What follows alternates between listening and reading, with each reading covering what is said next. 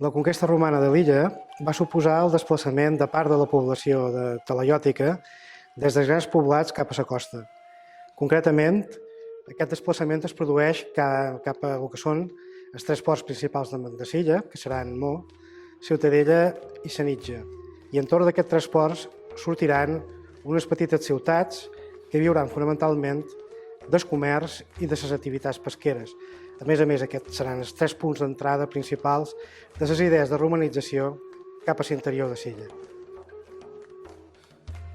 Els poblats talaiòtics de l'illa no s'abandonen, molts d'ells seguiran funcionant fins a l'antiga edat tardana, però reduint el seu nombre de població i la seva activitat econòmica es basarà fonamentalment en la ramaderia i l'agricultura.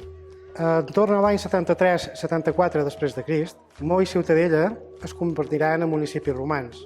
Aquestes ciutats, com a tals municipis, comptaran amb un senat local i unes magistratures pròpies del que és un municipi romà.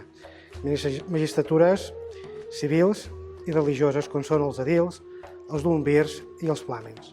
Per la seva situació geogràfica, Menorca es troba enmig de les grans xarxes marítimes que conformen el tràfic de productes per tota la Mediterrània des de qualsevol punt de l'imperi. Els punts d'entrada de productes exteriors que ens arriben gràcies a aquestes xarxes comercials són fonamentalment els ports de Mo, de Ciutadella i de Sanitja, i a través d'ells arribaran no tan sols productes alimentaris, com pugui ser l'oli, el vi o les conserves de peix, sinó que arribaran altres productes de luxe, com puguin ser perfums, puguin ser objectes de vidre, ceràmica, espines, etc. L'adopció d'hàbits culinaris romans implicarà la introducció de nous elements a el que són dins la cuina, com per cuinar els aliments. Així mateix, no tan sols serà la qüestió de cuinar-los, sinó de servir-los a la taula. Tot això fa que s'emprin uns serveis ceràmics totalment nous que no teníem en època anterior. Així mateix, s'introduiran productes més fins, tant de ceràmica com de vidre, com poden ser copes, plats, bols i escudelles.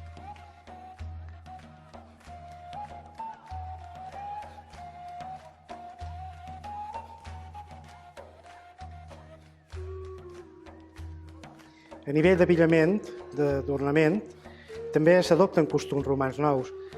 Ens podem trobar que dones d'alta societat menorquina emprin tota una sèrie de gues d'os per fer pentinats o per aguantar el que són vestits, que tinguin cueres per mesclar productes cosmètics o que emprin perfums que guardaven dins el que són els ungüentaris. Per qualsevol societat, els canvis de rituals funeraris són els més complicats i els que tarden més, diguem-ne, en baratar.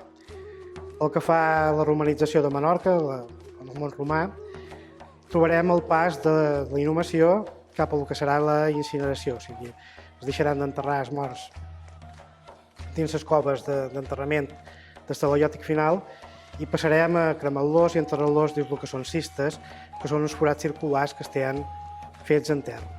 Dins aquest forat circular es col·loca una urna on dipositant les cendres del difunt i en el voltant d'aquestes urnes funeràries col·locant el que serà l'aixovar funerari, que fonamentalment està conformat per llumetes i ungüentaris, però per petits objectes com el pes, ceràmiques de parets fines, que serveixen i s'empren per fer les libacions en els difunts en els funerals.